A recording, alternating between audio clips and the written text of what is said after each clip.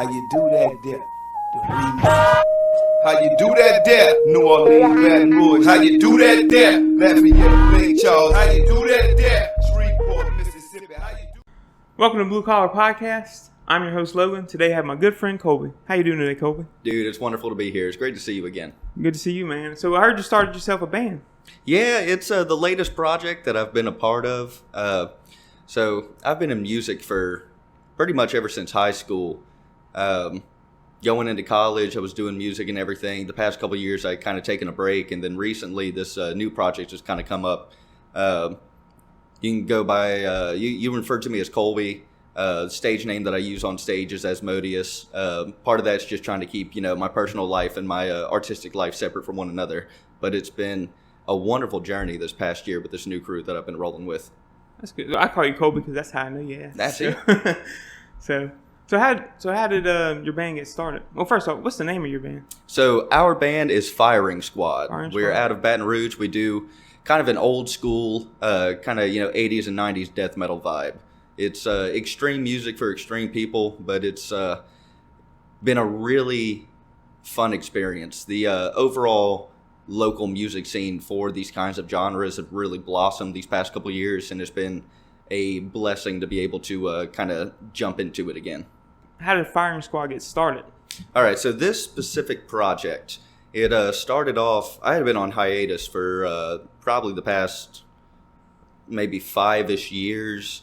It's getting to the point where, we're getting older and, I had to really start focusing on an actual career so that I could, make a living. So that's been pretty much the forefront of my entire existence. But I got a good buddy of mine, and he played guitar. I played guitar. That's what I do. Really, that was been my focus for the past decade, was lead guitar work. But me and him started hanging out a whole lot more. We were into the same kinds of music. I had one guy that started working for me at the place that I work at, and he was a younger cat, but kind of the same thing. He had a passion for music. He loved guitar, so I kind of brought him into the clique, and we all started hanging out together. We started doing cover songs together just because, thought it'd be fun to just, get around the house and, play some music and have a few beers and have a good time and all that stuff. And then almost a year ago on July 4th, we put this little house party together over at my buddy's house. And our lead guitarist had come across this one guy at Guitar Center of all places that played drums and was looking for a band. So he came and he, saw the little show that we put on, and he was really digging the vibe, and he started coming over and jamming with us, and it all just kind of evolved from that to the point where we got together with some people that we knew, and they were willing to do a show with us, and we came together and started playing some music. And after that first show, we were pretty much just set in like, hey, let's go ahead and just do this as a hobby on the weekends. We all love it, we all enjoy it, and this is something that we want to be able to do in our pastime. What genre of music do you usually play? This is primarily death metal. If you metal. want a point of reference, if anybody's unfamiliar with it, it would be bands like Cannibal Corpse, Carcass, Deicide, Morbid Angel, things of that nature. Just old school, really fast, really aggressive music. The themes for that genre are wide and varied, but we kind of went with the name Firing Squad, which, we were kind of kicking around names for a while, trying to figure out, something that would fit. And it seemed perfect to us. Just a group of friends and, Firing Squad, that's pretty metal. And we kind of went with that. So really we focus on, I'm the lead, I'm the front man. So I do all the vocals. I do most of the songwriting as far as lyricism goes. And this first album in particular that we're working on is pretty much themed around concepts of war and battle and just all the ugliness that goes along with it. I got you. The guy we had a couple weeks ago, he was the front man of his band, Tetrad Anthem, and he's a solo. He doesn't have a band; it's just him. Mm-hmm. So maybe I can get y'all two to do a show one day. It'd be fun. So that's the thing. The scene right now is just so healthy and so welcoming.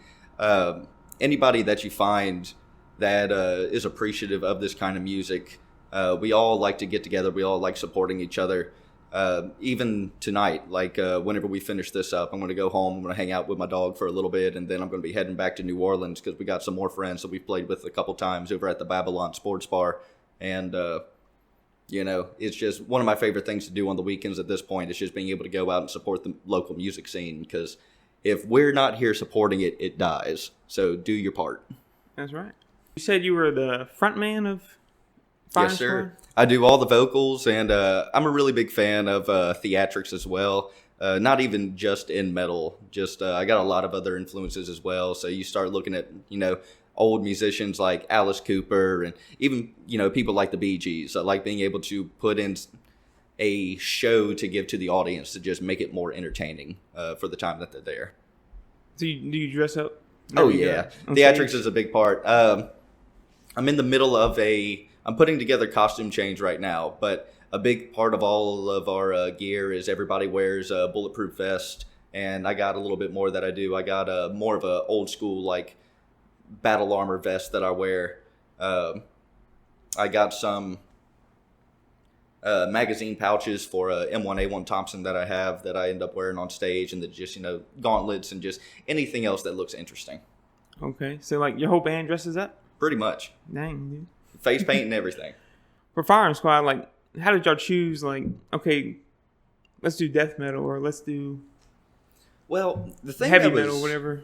We already all love that style of music and all of the adjacent subgenres that go along with it. So whenever we come together, that was the music we would show each other. That was the music that we'd be playing while we would just be hanging out. And so whenever we started playing music, those were the cover songs that we wanted to start off doing. And then whenever we wrote music, it was pretty much the same thing. That was just the style of music that we enjoyed, and we wanted to try to emulate in some way, shape, or form. Our drummer was probably the one kind of outlier, which is what really adds interesting dimensions to our band, in my opinion, because he was a real big, like, alt-rock guy. So we were listening to, all of this extreme stuff, and he was listening to the Foo Fighters and Alice in Chains and, stuff like that. But he came together, and like I said, he really enjoyed our vibe. We're all friends. We became friends really quick. And there was no, like, combative natures or anything. It was just, hey, everybody throwing what it is that you want to add to this, and whatever evolves into is what it evolves into. And so we all kind of get to take our own personal musical backgrounds and kind of let it all blend together into the final product, which... one, I think makes the music more interesting in general, and then two, I've said this many a time, makes this probably one of the healthiest band relationships that I've ever been in. Because anytime that I've done music in the past with any kind of group, it always seems like there's some kind of vision that we're working towards, and then there's always going to be disputes on where is it that we're trying to go with it? Where is it that we want to do? Is this really in line with the vision that we're trying to set forward? And we don't really have that in this band, which is kind of cool. It's just, we're all going to get together, we're going to pitch in ideas, and then, like I said, what it turns into is what it turns into. And at the end of the day, we're all happy with the pieces that we put into it. And then for the people that enjoy it, we're happy that you enjoy it. We hope you come back. And then, for those that may not have quite the taste for it, we appreciate you, taking the time to listen to it and check it out regardless. So y'all, you said you do perform, like, live in front of a stage? Or yes, on sir. Stage? We're actually in the middle of doing our first EP right now, too. We got a little bit left on it. The EP is going to be called The Symphony of Steel. It's going to be 4 songs, 3 originals, and then 1 cover that we always add in our shows. Our last show was actually at the Babylon this past weekend, I believe it was. Yeah, it was this past weekend. We played with some really cool bands. Nesnum, which is a really cool local band. You have No End in Sight, which is out of Mississippi. And then there's this kind of like rock and roll group, which was really cool, called Zero Herd. And I want to say they're out of Slidell, if I remember correctly. But that's another cool thing, too, is that even whenever we all play together, there's always interesting additions to the lineup, which makes it more palatable for everybody, I imagine. So when you do perform live, like, if you see the crowd, like, getting into it, does that help you perform better? And, like, you're like, oh, yeah, man, we're rocking out. It absolutely does. Anytime that you have more bodies there and you're able to feel the energy, it really helps make putting on a show easier. But you go into it like any other job. I got a group of people that I'm trying to deliver a product to, and I want it to be the best product possible that I'm able to deliver. So regardless of how packed or how light the venue may be, I'm always trying to give 110% because that's just who we are as a band. And then at the same time, like, what's the point of, doing a boring show? It's not worth their time. It's not worth my time at that point. So I'm going to go all out no matter what. Yeah, that's kind of what I'm trying to do here. I'm trying to, I want to get people on that are interesting, have interesting backgrounds. So maybe somebody, in an audience can be like, oh, yeah, I can relate to this person, or I can relate to that person, Like, say you do music, somebody's playing music, say, okay, well, I see them. They can go play live. Why can't I, And there's never a bad time to do it.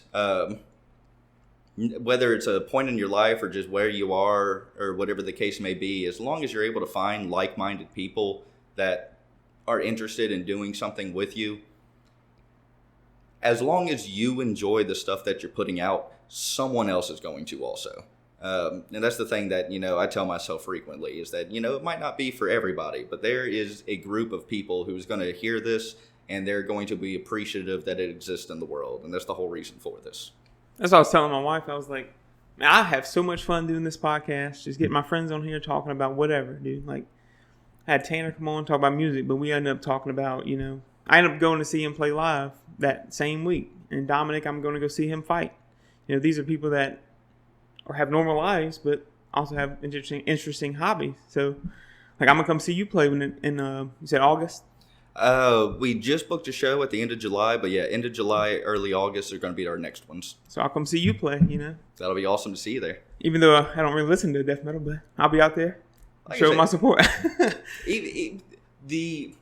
I keep saying it, but the local scene is so inviting too. Like, it really doesn't matter what walk of life you're from or what it is that you generally do. Anytime that you come to one of these shows, you are always made to feel welcome because the community is just that strong and that loving right now, which is one of the reasons why playing at this point in time has been so fantastic. So when I was doing research for this episode, I was watching y'all's old videos. Mm-hmm. One song I do enjoy, it's called Trace Around. I really enjoy that song. I ain't gonna lie. That's the last original that we put together. We're working on another one right now. We got two other songs that we're in the middle of trying to finish before we start these next couple shows.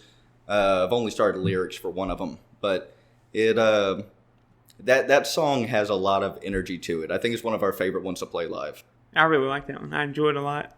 Another thing too, I gotta say, is that if you're in the local music scene right now, even though that we do death metal, you don't have to do death metal. One of our the very first show that we ever played, it was a strange one, but I still think of it fondly.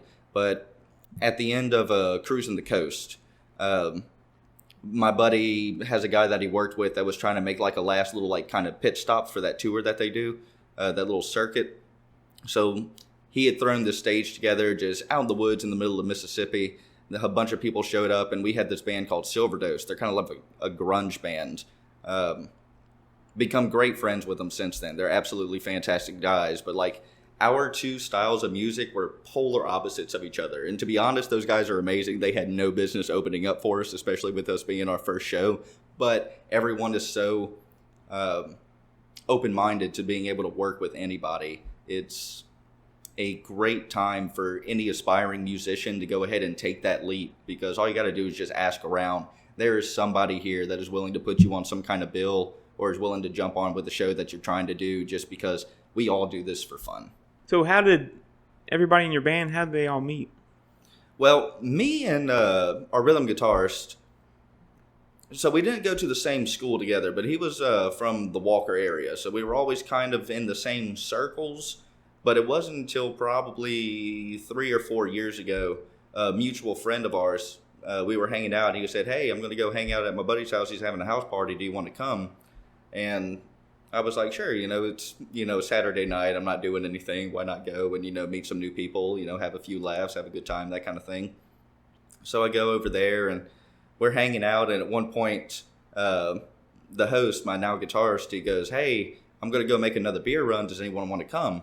no one volunteered. So even though I didn't know him that well, I was like, yeah, let's go ahead and let's run down to the store, get a few beers. We can chit chat and, get to know each other a little bit better. We get in the car and we start driving, and he puts on his car stereo a metal band that I normally don't hear people listen to, and it caught me off guard.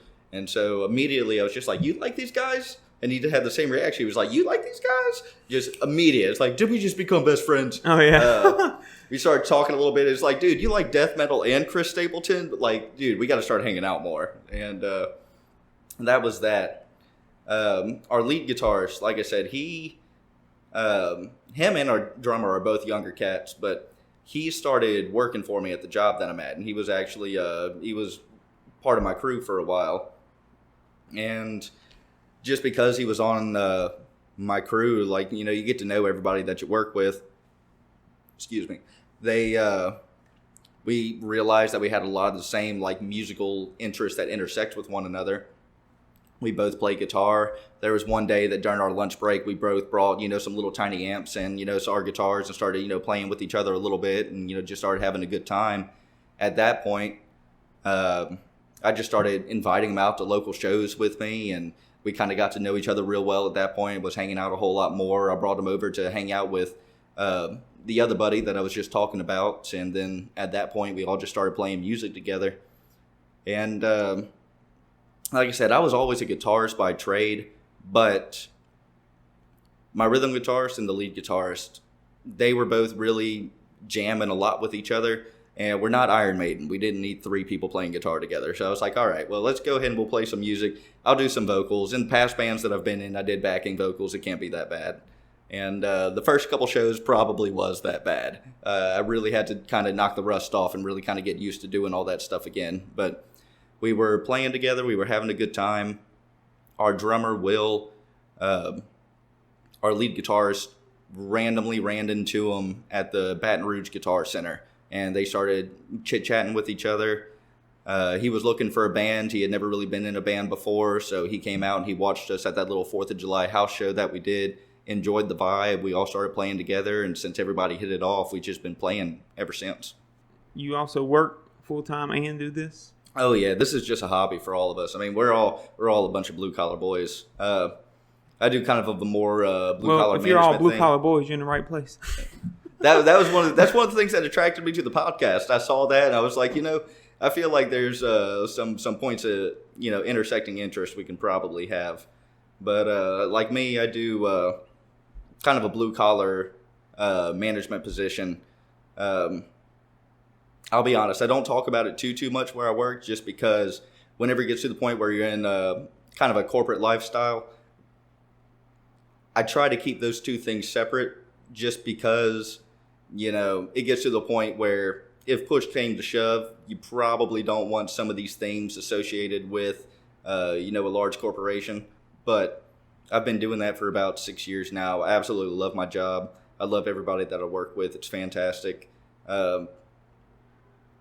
Even though it's only Monday through Friday, generally I work 7 days a week, just because whenever you get into any kind of leadership position, especially salary, like, you have a responsibility to get the job done. So that's how it is. The lead guitarist, like I said, he works for me, not directly under me anymore, but for the same company. Our other rhythm guitarist, he's in the Tankerman line of work, which is honestly probably the one reason why we don't play as much as we would all like to, just because if you know anything about the Tankerman industry, you are on call all the time. So being able to schedule a date where we know, hey, we're going to play and we got to make sure everybody is off for that day can be a little bit of a stretch every now and then. And then our drummer, he works construction. So, we're all just working away, trying to make sure that we're able to, keep our bills paid and be able to do our music on the side and have a good old time. Honestly, it's the one thing that I can say has made this portion of my life doing music a lot more pleasant. Is like back whenever I was in high school and college, you're a bunch of kids, you're all just broke, and you'd like to be able to play music and get big and get signed and do something like that, but it's difficult to really focus on that and still be able to survive. Thankfully, me and a lot of the other guys right now, we're in a section of our life where, you know, even though we have primary careers, it also gives us the luxury of being able to afford to, you know, kind of jumpstart some of these things. Like, for instance, we're getting ready to release an EP. The fact that, you know, we all work full time and we pull together money and we try to, you know, be able to help finance this stuff made it fairly easy for us to be able to scrounge the money that we need together to be able to pay somebody to, you know, put this EP together for us. And, you know, just making sure that you have appropriate gear and being able to afford the stuff like costumes and outfits that you can put on a good show. And even other little things like just getting the travel trailer that we're able to put all the equipment in whenever we go out to a stuff. Like, one thing that I wouldn't have realized as I was younger is that if you just wait until you're older to start really trying to pursue some of these hobbies that you enjoy, you can be set up a whole lot easier to actually be able to have fun doing it. It's kind of what happened with me. Like, I'm 30 and I just started doing this. Mm-hmm. How do you balance working full time and finding time to practice, you know, to book shows, to get your band together and all try to record new songs? Or I'm going to be completely honest with you, is because I don't have a wife and kids. Oh, you don't? And that's not a slight on it. I very much want that. It's, I mean, a goal that I personally have. But at this time, you know, I'm just a single guy. So I have the luxury of having free time to be able to do stuff like this. I work my normal, you know, Monday through Friday job. I still work a little bit on the weekends and everything, but that pretty much frees up Saturday and Sunday for me to be able to get together with the guys. We can write music. We can rehearse and we can practice. That's normally whenever we do our shows. Saturday is generally the only day that we'll play, just because, I mean, I get up at 2 a.m. every single day. So playing on like a Sunday night, I would be dead going into work that next Monday. So you wake up at 2 a.m. to go to work? Well, I get up at 2 a.m. to go to work, but I'm also a creature of habit. So like even on weekends, like every single day, I try to get up at the exact same time. So even though I'm going to be running all over the place today, because I went into work for a little while, you know, coming out here so that we can hang out for a while. And then afterwards, I'm going to go home, hang out with the dog for a little bit, probably take a nap, and then go back up to New Orleans so I can watch our friends play over at the Babylon. Like, it's just, I'm the kind of person where sticking to a routine makes life easier and makes it to where I can make sure to handle all of my responsibilities. I ain't gonna lie. There'd be times I don't go to sleep to 2 a.m. I've been playing video games all night.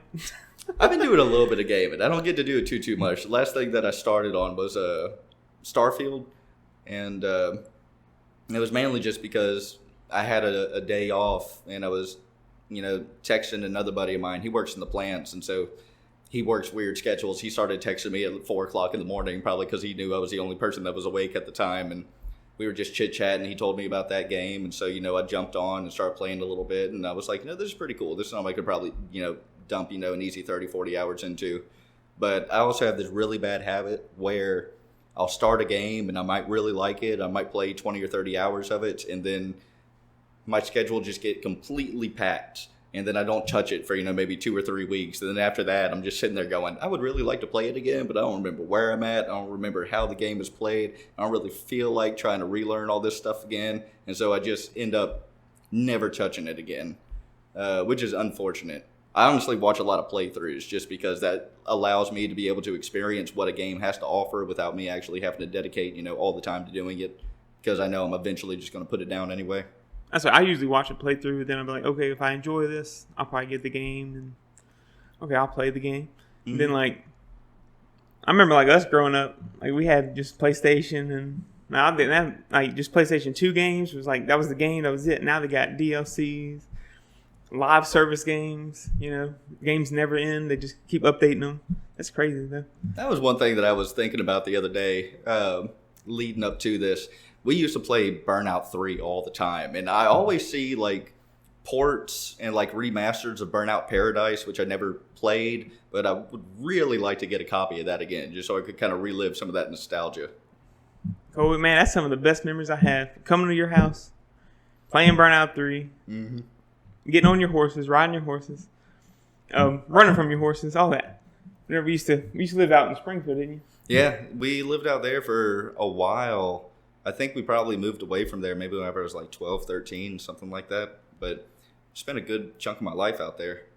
I remember, when we first met, it was in elementary school. Mm-hmm. I remember probably like one of my first memories with us doing stuff together is we went to the New Orleans Zoo with your mom. Mm-hmm. Remember that in first grade? That's how we kind of met, you know.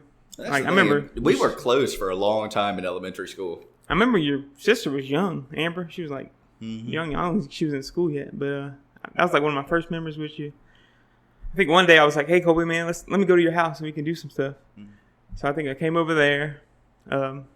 Family was very welcoming. Your mom was like amazing. She's like, "Oh, I'll cook for you. What you want?" She made me, I don't know what it was, chicken or something. I don't know. Mm-hmm. I enjoyed that. I come over, Mr. Steve. He was cool. He tells cool stories. You know, we used to go out in your yard, had 1,000 acres. I don't know what you had. To me, it was like it went on forever. Had horses out there. I remember the first time I rode a horse, your mom was like lead them around. Mm-hmm. I was riding on the back. I was scared. Then she had to go do something. And Mr. Steve was like, "Just go ahead, get on, Logan. I'll make sure you're okay." So I got on and said, "Well, how do I go?" He said, "Well, clap your legs together to get it going." I didn't know you're supposed to do it soft. Mm-hmm. Like the harder you do it, this dude's gonna take off. Oh yeah. So I slapped my legs together as hard as I could. That horse went. Phew. I remember that. That was one thing I was never too good at. They loved the horses and they loved all the animals and stuff. But I'll be honest. Whenever I was a kid, I was one of those kids. I'd like spending way more of my time inside playing the video games, and I like being out on the horses. But it was cool. It was a good experience. Another thing I can say too that I'm very fortunate about, even though that I do have some of these extreme hobbies that I have, is that my family overwhelmingly has always been extremely supportive of anything that I've done, which has absolutely helped through all the good and the bad. Because, in this past decade, there's been all kinds of ups and downs, especially, trying to pursue musical interest. At first, hoping that I could develop it into some kind of career, but even now just doing it as a hobby. They've always been extremely supportive of what I do.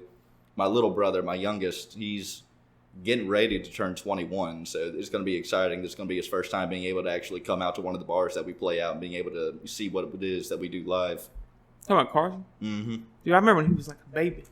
That's the thing, because he was born whenever I was 9, I think. I want to say it's a 9-year difference between us.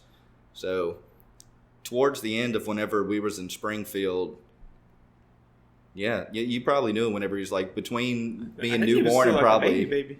Probably between that and 2 would have been whenever you had seen him out there at least. See, I used to love going to your house on weekends. That was actually that was like real rough time in my life growing up. So actually, it was like a kind of like a vacation going to your house, getting away from that stuff. And I used to go over there, man. We used to play Burnout, out in your yard, do whatever, man. That's the thing. You had so much land. You could just do whatever it is that you wanted to do. And that's the thing. That was one thing I enjoyed too, because like having people over was a big thing for me pretty much my entire life growing up, because we always lived just in really secluded spaces. Like I went to Denham, but we lived out in Springfield. So like the opportunity of being able to have company over was always real big, because otherwise it was just a whole lot of seclusion out there, because you didn't have a whole lot of neighbors and there just wasn't a whole lot of people in general. So did your parents ever get like, "Oh God, this dude's coming over again this weekend again"? I really don't think. I don't think I was a bad kid. I had to ask your mom, but I don't think I was bad. Trust me, there's only been a few people in my life that they had ever really not enjoyed having over, just because they were probably actually bad kids, not good influences. But once again, just because of the seclusion and because my parents were always supportive, they always gave me enough leeway to be like, hey, until you start messing up, you can keep doing what you want, but as soon as you start messing up, the hammer's coming down. So that was kind of the unspoken agreement that we had for a long time. So the reason I try not to be bad was because if your mom told my mom, "Oh, Logan was disrespectful," or Logan did this, my mom wasn't going to have that. She's going to take that belt and find a way to, take care of that. But, yeah, man. So you said your mom and them, they're supportive of you doing this music. Oh, yeah. I got to know, what does Miss Vicky really think about it? Like, she's like, "Oh, you doing this, Kobe? Oh, I'm so proud of you." Or she's like, kind of rough, extreme. I mean, it might be a little bit of both. I mean, my mom is a saint. I know how your mom is. She is a saint. Just through all these years, she has dealt with so much of my crap that it is amazing that she still does everything that she does for me. That's probably one of my biggest regrets is I do not spend enough time with my family as I should. Is one of those things, just getting older, the time gets away from you. And I think about it often. I need to make sure that I capitalize on that time while I still have it. But no, she's always just been anything that I wanted to do. She was behind me 100%. Even if she probably thought that it was stupid. If it was something that made me happy or she saw that I enjoyed doing, she would always give me the green light. You know, go for it, try to pursue it. If you're going to do something, or if you're going to be, you know, living in this world, you at least might as well try to be happy while you're here, which is something that has really stuck with me.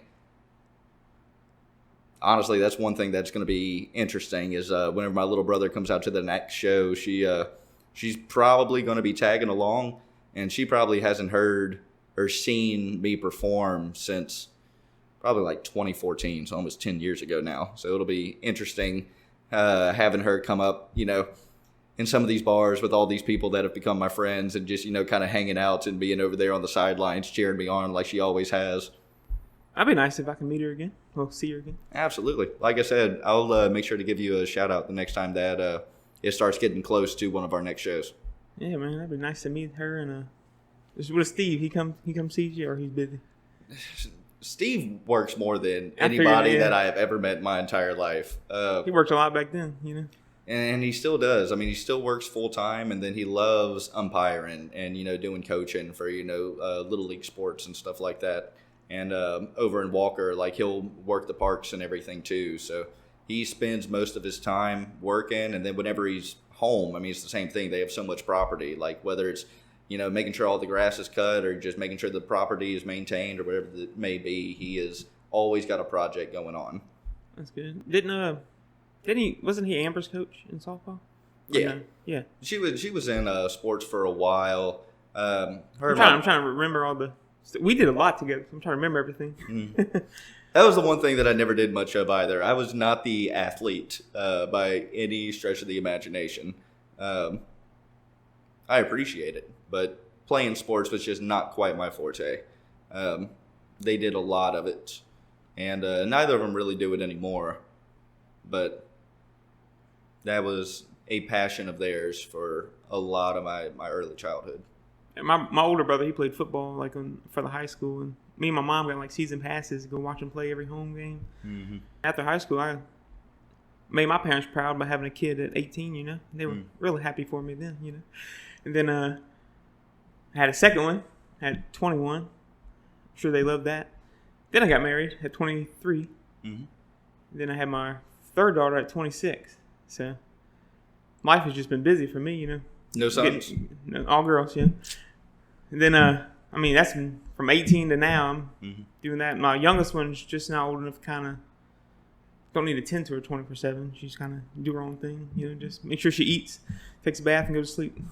But, yeah, man, other than that, my life hasn't really changed. It's just been, I moved out to here, to New Orleans, and then just been raising a family, working full time. So that's my life. My life's boring. Dude, I have a lot of respect for that, though. That's one thing that I've come to realize these past couple of years is that settling down and starting a family and having kids is something that I need to jump on sooner rather than later. Because I don't want to finally, you know, have a wife and have kids and be that, you know, old dad in high school where, you know, they're getting ready to graduate and, you know, I'm 65 years old or something crazy like that. And, I mean, the other thing, too, is one thing that I really, truly believe is, you know, all of us spend all this time working and, you know, trying to build stuff up and, you know, doing all these things. And if you don't leave it for somebody, what's the point? Yeah. You know, that's just my own personal philosophy. Another good memory I have is when we used to go to Blue Bayou all the time with your mom. And, every year. I lived for that. I loved it, dude. She used to come over to our house. You coming? I was like, yeah, let me go. Get dressed. Let's roll. And then we used to go there and spend like, the whole day there? Yeah, that's the thing. They pretty much just let us loose. Just be like, all right, make sure you're back here for 8 or whatever. I think your mom was like, I'll be here with Carson Because he was little back then. We were in the kiddie park. Y'all just don't die. Pretty Go much. have fun. Have fun, don't die. Yeah, man. I remember when like we went. Was it the Voodoo ride just came out, or maybe the purple and gold one? Yeah, I know which one you're talking about. I don't remember I what think it was called. Just came out when we started going. Remember riding those? Used to jump out. Remember I broke my nose? I do remember that. I forgot about that part. But no, that was the funnest thing about the ones, especially the ones that it was covered so you couldn't actually see what was going on. Jumping out and then, making a fool of yourself and then trying to jump back in before the whole thing exited was like a game that we would play just to kind of add a little spice to it. Whatever one was like you're inside and you're just spinning around waiting to go down that drop. We all had jumped out. Me, you, and I think Brian. Gotro was there. We all jumped out. And we're all like, we're on our feet just running around. I remember another person came on there too. We were like freaking out. We didn't know what to do. We all tried to jump in. I went head first for some reason. I went head first. And Brian came down and hit me right here. My nose was broke. Oof. Blood gushing out. I remember like I went into that little emergency room. They're like, oh yeah, your nose is broke. Just put nothing we can really do. Put some gauze or whatever. Probably made your mom hate me after that. Oh no, my mom was like, Logan. It was my fault, Fair enough. Yeah, and then I just remember like blood gushing out. I was like, oh my God. Honestly, it's been so many years since I've been out that way too. To be honest, I'm kind of shocked that it's still open. Doesn't look, anytime I ever pass by, it doesn't look like it's really changed in the past decade. But, all the more power to them. I mean, if people are still having fun, if, kids are still making the same memories that we had whenever we was younger, then, go for it as long as you can. When you lived in Springfield, then you moved to Walker. What year was that? I honestly don't remember what year it was. I know that it was probably somewhere between like 11 and 14 when it happened. It's all kind of a blur to me at this point. But that's where my parents still live to this day. Or, at least my mom and my stepdad at this point. And so many changes since back then. I remember whenever they first got that property, it was, a little bit of a wreck. So there was a lot of, cleanup and work that needed to go into it. Trailer got put down. A lot of, I want to say probably, I might have been out of elementary school by then, but all of my junior high and high school years was out there. I think we were in junior high because I remember going there. Mm-hmm. We were in junior high, yeah. Then so I remember you had a neighbor, Kiefer. He was like, we used to all hang out and go jump on the trampoline and stuff. So like, he was a really close friend of mine for a long time. And that was the first time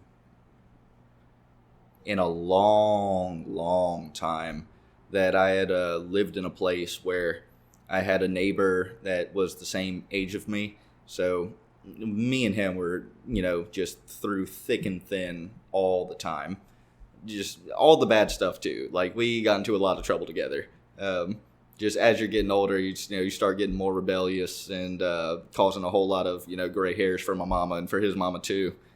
But all the way up through high school, and then even after I left home after college, we were close for a really long time. These past several years, it had kind of broken off a little bit. We had kind of went on separate paths, and we were each kind of doing our own thing. He had been with this girl for a long time, and they had some kids together and all that, and he had a few other kids and that kind of thing. Unfortunately, a little over a year ago now, it just recently passed the anniversary of it. He ended up passing away, but he was a brother to me for a long time.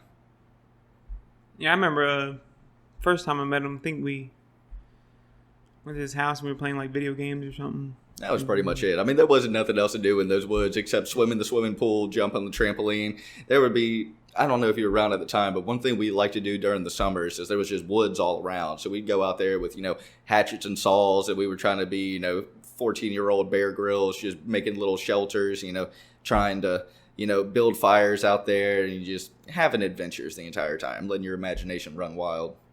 So what's some good memories you have of Kiefer, well, growing up with him? Like I said, we did most of everything together. I mean, we were inseparable for the longest time. So growing up, anytime there was a few little hangout spots out in the area that we was at. We had, Skate Heaven, of course. So every now and then we'd go out that way. We would always be at Blue Bayou together. A lot of our summers were spent, playing video games and just jumping on the trampolines. We'd go to the Renaissance Festival out towards Hammond together. And one thing that we really loved from that is we got really into like the little like foam swords you could get, and then just beating the crap out of each other with those things all the time. The trampoline was the biggest thing though, which is kind of crazy because I remember back whenever we were, kids, like we could get on there and we could spend an entire day just jumping on that thing. And probably whenever I was like 24 or 25 and went and visited my mom, and they still had one of those up, and I got on with my little brother who was, still a teenager at the time.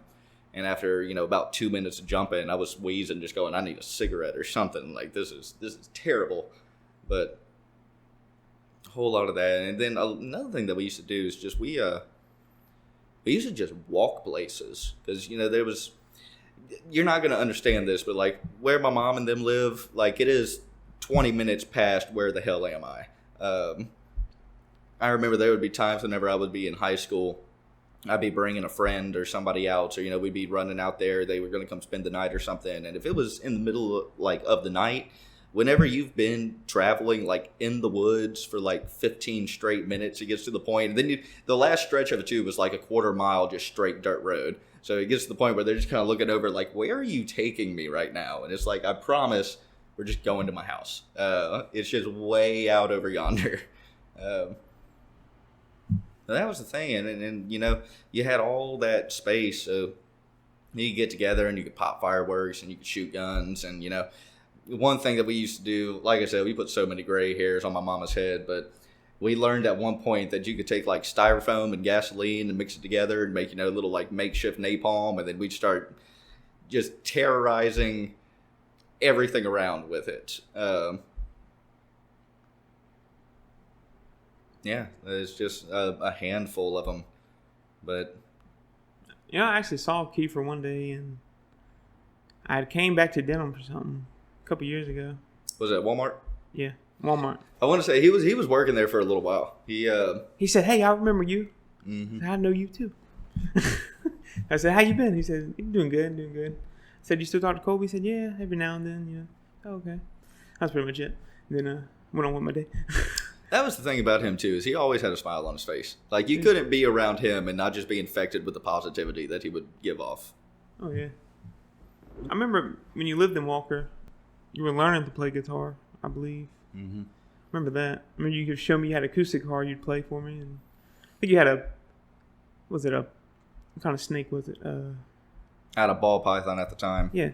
That thing got out. Remember that night it got out? Oh, that thing was terrible about that. It was an escape artist. Well, for me, I was sleeping right under the cage. Mm-hmm. So I was like, oh, if he's going to kill me, he's going to kill me while I'm sleeping. Honestly, even to this day, like I still got a reptile. It's I kind of upgraded though. Instead of having a ball python, I have a Burmese python now, which, if you're not familiar, is one of the largest breeds of snake in the world. So she's still a baby right now. She's only like 5-6 feet long, but she should max out somewhere probably between like 14 and 17 feet. But that is one thing that I've learned since being young, is that if you're going to have something like that, make sure that you have escape-proof enclosures for them. I remember feeding rats to it. The little monsters dropping there. So that was cool for some reason. It is. It's interesting seeing that whole circle of life thing. I don't do live feedings anymore. I only do frozen thawed, and that's mainly just for the safety of the animal. Because even whenever I had that one ball python, I didn't know any better. As it was getting older, I remember there was one time I had put in some food for it and it didn't take right away. So I just, didn't think anything of it. And I just left the rat in there with it. And then I came back, a little while later, and it like chewed its face all up real bad. And so ever since then, I mean, that snake ended up passing away a few years later. But whenever I got this new one, I was like, I'm not taking a risk with that again. I want to make sure that it's in safe environments and, I don't have to worry about any harm coming to it. Oh, I got you. So you learned to play guitar there, and then so that kind of escalated into. No, it became the love of my life, honestly. So the whole reason I got into it is because, like, growing up, I always knew that, like, my grandfather and my father played music. They didn't even anymore. Like, every now and then, even to this day, my dad will come visit me sometimes. He might pick up one of the guitars and just kind of, pluck around it for a little while. But I remember what set me off is there was one day me and my family was actually going to go, I think there was an ice skating ring in Baton Rouge at the time where you could go ice skate. So it's the only time I had ever done it. It was fun. It was interesting.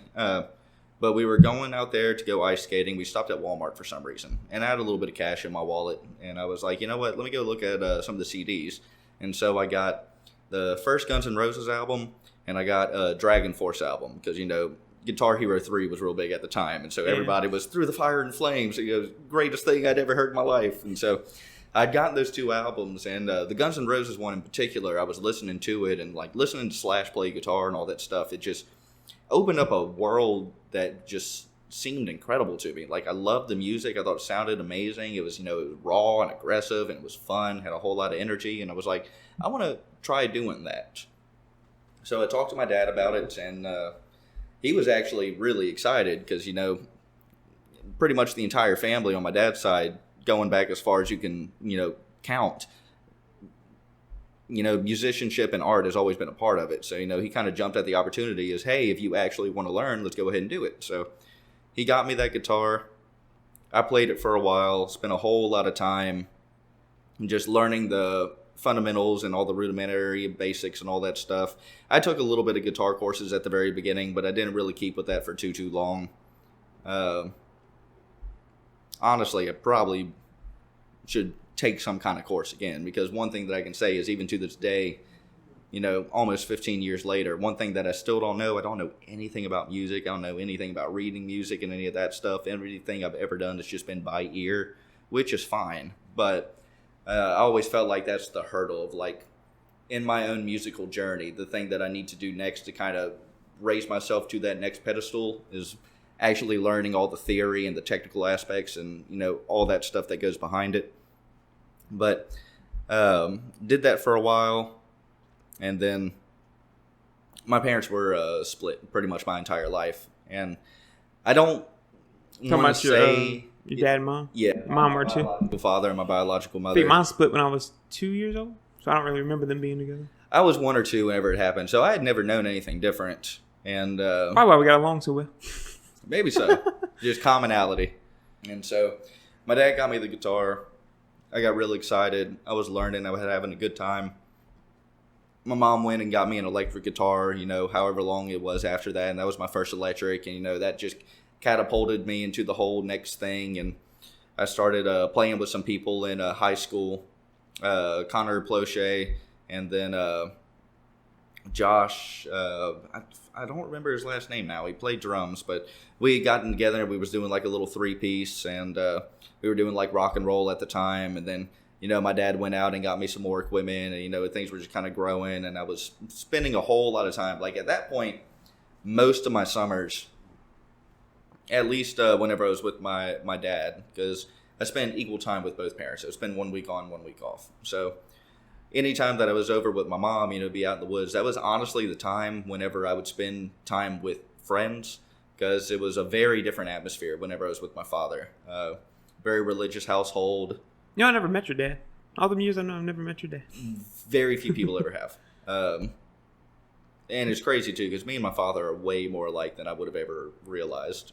But there was no friends or anything. I would have some family members that I could hang out with, but it was a lot of isolation whenever I was over there, which wasn't that bad because, it was 1 week on, 1 week off. So anytime I was with my mom is whenever I was doing all my socializing and hanging out with buddies and, doing all that kind of stuff. But whenever I was with my father was most of the time whenever I was really spending most of my time just spending all day long playing guitar and trying to get better and listening to music and just owning this craft that I had taken an interest in. Whenever I left high school, started going to college, at that point, I was a handful. I was super rebellious. I was going off into this tangent that he didn't really agree with, going into all this heavy metal stuff and just all these wild things. I was way more extreme than I am now. As I've gotten older, I've become way more mild. And your dad, he was Jehovah's Witness, wasn't he? He was. Yeah, so I remember you telling me that.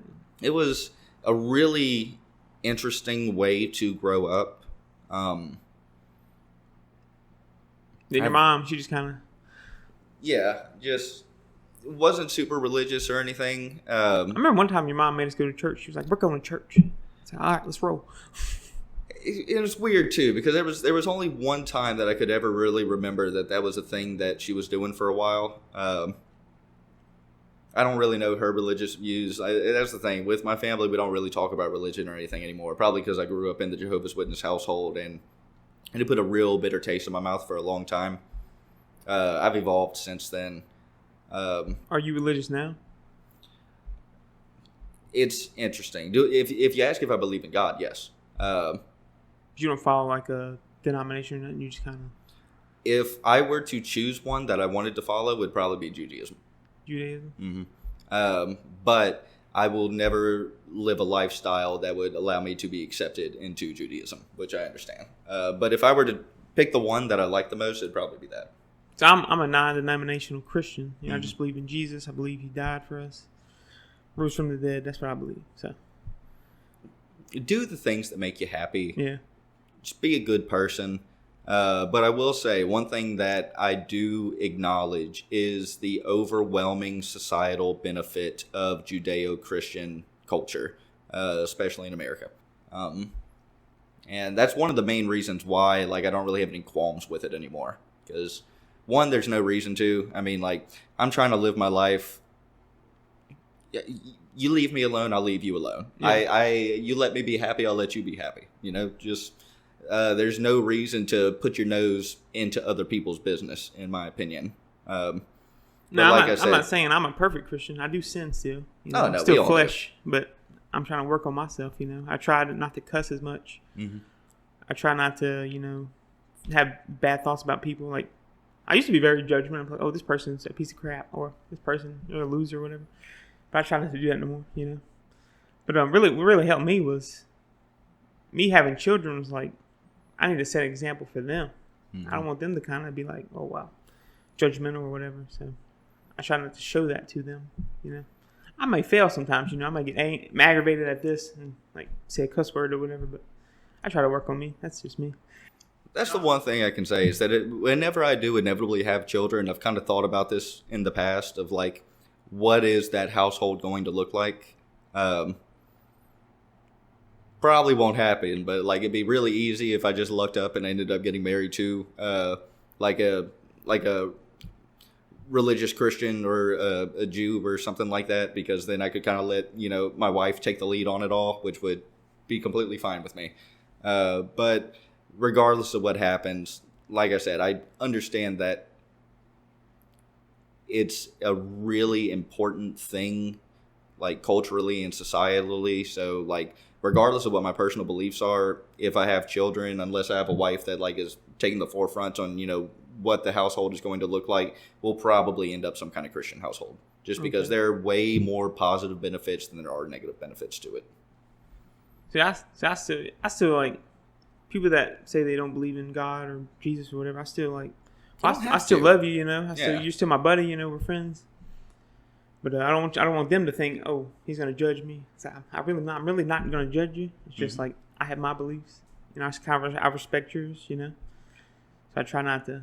I don't know what I'm trying to say, but I try not to force myself on them. They say, oh, you're wrong for this. This is wrong. This is wrong. I kind of be like, hey, I don't believe in this. I don't drink. I tell people I just don't drink. Mm-hmm. I don't get tattoos because I don't believe in tattoos. Stuff like that. I believe a man and a woman should be married. That's just my belief. I'm not saying, what you believe is. I'm not trying to say condemn you to hell, because that's not who I am. Mm-hmm. So that's just my personal thing. But well, it's one of those things. It's everybody's on their own journey with it as well, and just everybody's gonna have to come to that in their own time, one way or the other.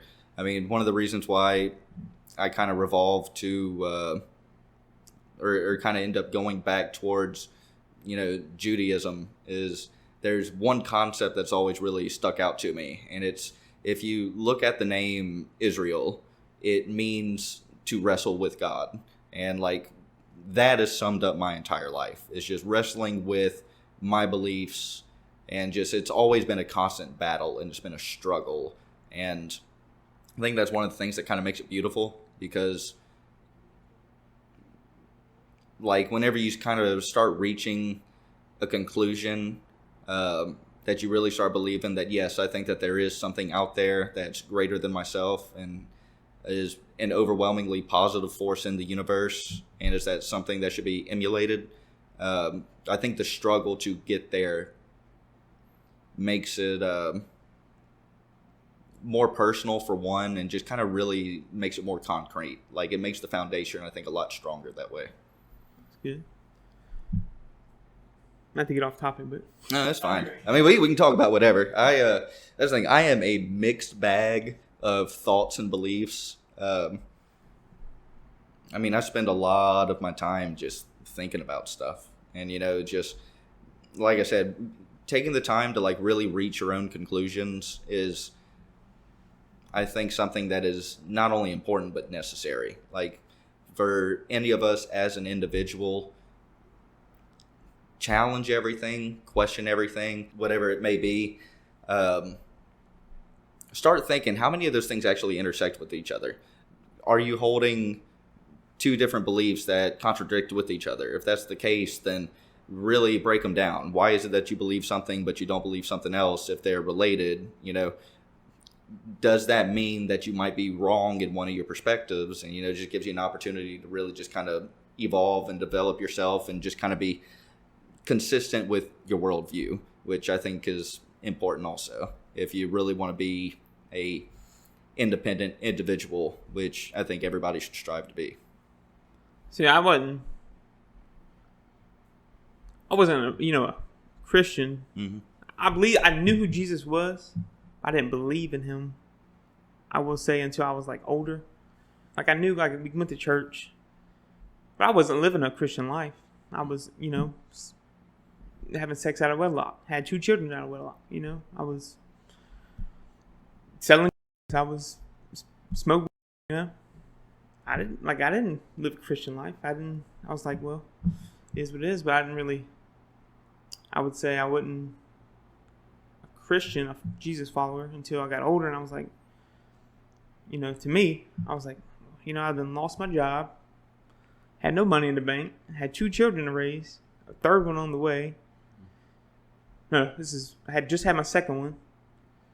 And then me and my wife at the time, we were just dating. We weren't even engaged or nothing. And then, like, to me, I felt like I know all the values of, being a Christian. I know, like, it's wrong what I'm doing. I was like, well, I want to live a better life for my children. So me and my wife got baptized before we got married together. Like, we were next to each other, got baptized. And then we accepted Christ then, and try to live as close to him as we could, Like, yeah, we fail sometimes, We're still flesh, we're still human. So I just feel like that helped us in our marriage, try to live a Christian marriage, Christ above everything, and then husband and wife and children. But that's just me. That's my life, Well, it's not just that too. I mean, it's thousands of years of tried experience, and eventually, if you're lucky, you'll kind of wrap back around and realize that these things that have been taught for, since however long it's been, the past 2, 3, 4, 5,000 years, like, the reason that it's still around is because these are ideas that work. And so if you apply them, odds are it's going to make positive, changes to your life. All right, so to get back on music. Yeah, back to the music. Would you want to go full-time playing music? Like, no? Absolutely not. No? No, and I'm going to tell you why. And whenever my band's watching this later, I hope that you understand what I'm saying whenever I say this. And I know I'm not the only person who feels this way, but this isn't the 80s anymore. There's not a lot of money to be made in music, and we are never going to probably be like a world traveling, touring band, and I make more money now. Oh, dang. Oh, Taylor Swift, she's doing pretty good.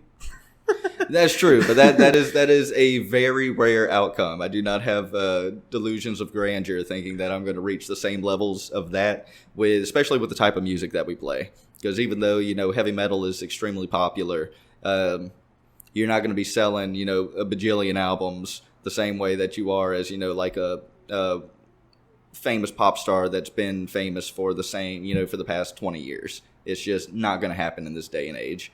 So, do like the people you work with, besides the guy you play with, do the other people they know you play? I'm sure they do. Know you play. Oh yeah, everybody that I work with, they know that I'm into music. I mean, that's another crazy thing too, is that like I said, I'm in corporate America, which blows my mind sometimes, because if you look at me, I am not the stereotypical face, the clean shaven, undercut, smile on my face, suit wearing guy. That's just not what I am. But I'm also extremely competent at my job, which is the reason that I do what it is that I do. The other funny thing too is that, like I said, whenever we perform, really big into the theatrics, and like I wear a lot of like makeup and stuff too, just to kind of add to it. And I'm not very good at taking makeup off, which means every time that we play a show until like Wednesday or Thursday of the next week, I still have eyeliner on most of the time. And the first couple times that we were playing shows, everybody was kind of giving me that side eye, like, are we wearing eyeliner right now? But everyone just kind of got used to it after a while. And that's the other cool thing too, is that at least where I work, I'm not like a black sheep of the group or anything like that. Like, I'm extremely welcomed and appreciated and valued at the company that I'm work at. So even whenever I do have these kind of squirrely, outside interest, it's never damaged my relationship with anybody that I work with, which is really cool. Do the people that you don't play with, they come see you play at shows? No. No? No, not yet at least. Maybe one day. I might win a couple of them over. Like I said, we got, hopefully in the next month or two, we're going to have this EP finished, and I'm just going to start selling my this EP for $5 a pop and see how many of them will actually take it and bring it home and listen to it. So, what's the typical place you would play at? Just like a bar? Or? It kind of just depends. So, there's a few venues in the local area that you'll normally see a lot of the metal acts at. So in Baton Rouge, the main one that you'll normally see is a place called Mid-City Ballroom. And I don't really know how to describe it, other than I think it at one time might have been a church, and now it's just like this venue where they sell like some music gear and records, and they like host shows and stuff like that. Really cool place. If you've never been there and you're in Baton Rouge and you want to see a cool show, go to Mid-City. It's really neat. Depending on the time that you end up watching this episode, I think in the next month or so, there's going to be this thing called Set It Off Fest, where there's going to be like 12 bands that play there, and it's going to be really cool. I've seen a lot of cool shows there. Out towards Lafayette, we've played there once or twice now. They got this place called the Boom Boom Room, which is a bar. And then we haven't played there yet, but I know that there's another place called the Feed and Seed. I haven't been there before, so I don't know exactly what it is, but I know that a lot of metal bands play there from time to time. Oh, also in Baton Rouge, there's Chelsea's. Oh, you go to Chelsea's too? I've been there once or twice. Tanner goes there. I know that there's a lot. I know that they do a lot of different things. I've been there for one or two big shows. It was really cool. Then whenever you start going out towards New Orleans, we haven't done a lot of shows in like New Orleans proper yet. Normally we're in Metairie. And so the two bars that we're normally at is the Babylon Sports Bar, which I really like that place. It is incredibly small, very, very small. And normally I'm not a big fan of performing on a place that doesn't actually have like an elevated stage. But because of its size, it's extremely intimate. And it doesn't take a whole lot of people to make it feel super packed, which is fun. And then the other place is called the Twist of Lime, which is a bar about a block or so away from it. We play there a good bit too. But that's another just really fun venue. It's a lot more open. The stage is a lot bigger and everything like that. But those are our favorite places to play, at least here. We've done shows out in Mississippi also.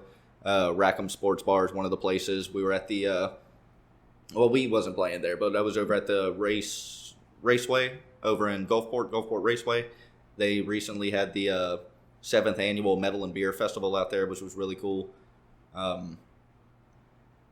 But that's the thing, like there's a whole lot of local bands, and we all kind of know each other at this point, so it's a whole lot of just, if we're booking a show, whenever we reach out to some place, we played at this place called Phil Brady's Bar, which was an interesting show too. That was in Baton Rouge actually also.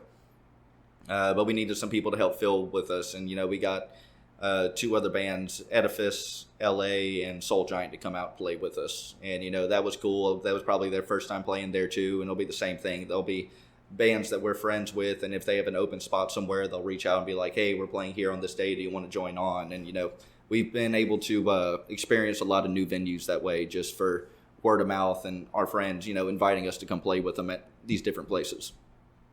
Didn't you just recently do a fundraiser show? We did. So that was at the Babylon. So there's this guy, Corbin Andera. He is a big part of the local music scene. He's got this thing, Corbin Andera Productions. He's doing music management for this rock and roll group called Zero Herd. I don't recall off the top of my head if he has any other artists that he's working with right now or not. But he does a lot of fundraiser stuff as well. So we've done 2 fundraisers with him. This past one was Hope for Honey, which I haven't met Miss Honey, but she has, I want to say it was stage 4 brain cancer. And so we were raising money to kind of help fund the experimental treatments that they're doing to try to help bring her into remission.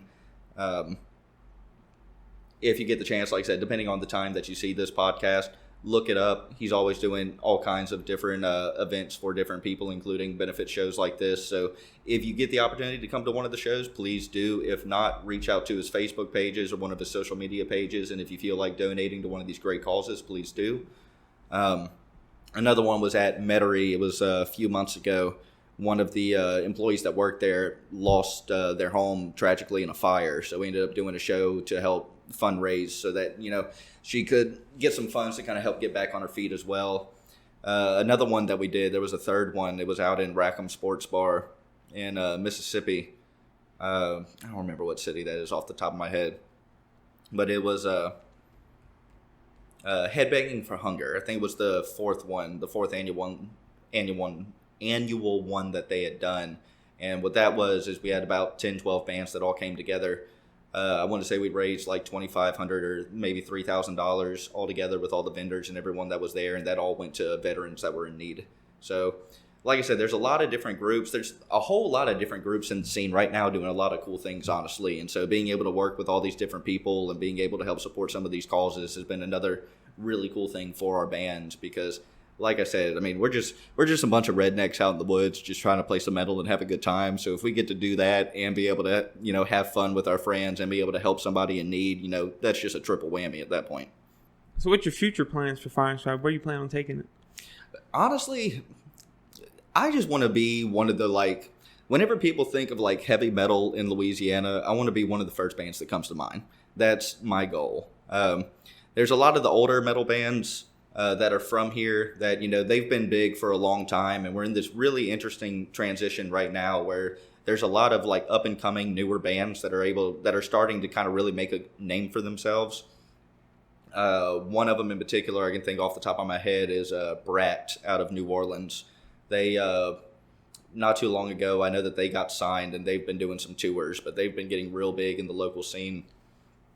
Some other bands that I've really admired that have been kind of on the bigger side. There's one called Christworm. There's another one called Golgothan, Glacial Coffin, some other guys like that have been kind of some of the bigger names in the scene, at least from what I've been exposed to.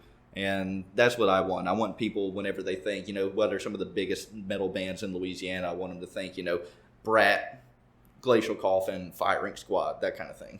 So you said you had an upcoming show at the end of July? We do. We got one in July. I'd have to look it up. My guitarist told us that he got us booked the other day. I don't know many details about that one yet, except that it's on the 27th. I know we'll be playing with this band called Nesnum, which is some more friends of ours from the Livingston area. At the beginning of August, there's going to be I think it's a 2-day festival called Josh Fest that they're doing, and that'll be over in, I think Metairie is where it was moved to at the Twisted Lime. I don't know. I'm not going to lie. I'm kind of bad about that. It's all on the calendar. Since our one guitarist has the one with the most difficult schedule, we normally let him schedule the days that we're playing, and then he puts it into a calendar that we're all able to access, via the internet. And so I normally just kind of browse it every week or two, just so I can kind of keep up to date with the things that are coming up. And then you said you had an EP coming out. Oh, yeah, it's exciting. So this is going to be the first piece of music that we've released as a group. This is only the second time that I've ever released a professional recording. The first one was whenever I was a lot younger. I think I was only 17 at the time, and you know what? The song reflects that I was only 17 at the time. Yeah, it's not terrible, but I was still a young musician. But this EP is going to be called The Symphony of Steel. It's got 4 songs on it. It's going to have 3 originals, which is Ricochet, Hot Lead, and Tracer Rounds. And then we finish it off with a cover song called In the Trenches from a band called Dying Fetus. We're almost finished with it. I got to do vocal tracks on 2 more of the songs right now. But the individual that's been doing all the recording, he's actually in a band as well, and they've been on tour. So I'm waiting for him to come off a tour so that we can finish this. All right, man. Well, I mean, honestly, the only thing I'm going to say is I just want to take a minute to do shout outs to a lot of the different groups that are in the local music scene right now. This is something that I am honestly extremely passionate about. We have a lot of cool people that are doing a lot of cool things, and they're all doing it because they're passionate about it, not just because, there's some kind of monetary interest that's, in mind. There's people that are doing media for a lot of the bands. So you got a group called Pyrosity Media. Shout out to Adam. He does fantastic work. Taking time to go out to a lot of these shows and doing professional video sets of everybody's performances and completely for free, and doing all the editing and being able to post it so that people have work that they're able to show to people. You got the JW Music Experience kind of doing the same thing lately. He's been doing interviews with a lot of the local bands and then helping take recordings of the different shows that are going on. I think I saw a video of his. I've been trying to share some of the stuff that they've been doing. Like I said, anything that they do is just a boost for the community in general, and it's been greatly appreciated by everybody that's gotten the chance to work with them. You got Crescent City Gumbo. Those guys are awesome as can be. And then there's so many bands. The people that have helped take us under their wings in this past year and just kind of help set us up to be able to play shows and be able to create, a platform to be able to show to the different audiences and just kind of build up what we can. Like I said, we got Silverdose we're great friends with, Nesnum, Constricted, which I plan to go see tonight because those guys are awesome. Edifice LA, you got Grey Wolf out of Lafayette, and just so many others. If I didn't mention you, I'm sorry, but we love you all, and thank you so much for letting us be a part of the community and letting us share the stage together and just be a part of this wonderful family of degenerate, outcast, metalhead people who just got nothing but love for each other and the community and the music as a whole. All right, guys. So we do have merch out. Blue Collar Podcast t-shirts, hoodies, tie-dye shirts. You name it, we got it. So get yourself one. Thank y'all for watching. You've been on Blue Collar Podcast.